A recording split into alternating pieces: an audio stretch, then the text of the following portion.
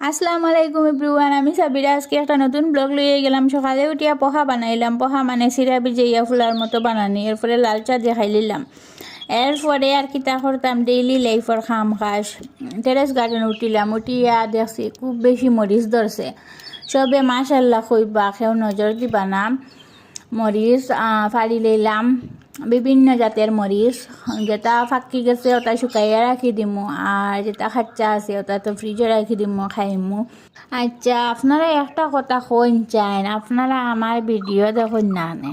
বাদ লাগেনি আমার ভিডিও? বাদ লাগলে কইবা, আর ভিডিও বানাইতাম না। আর ভাল লাগলে তো ঠিক আছে, বেশ বেশ করে কমেন্ট করবা, লাইক করবা।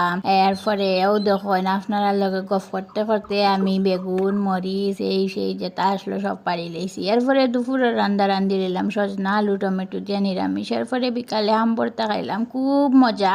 কিন্তু যে আর দি মাখামাখি বাই খেয়াল করিও।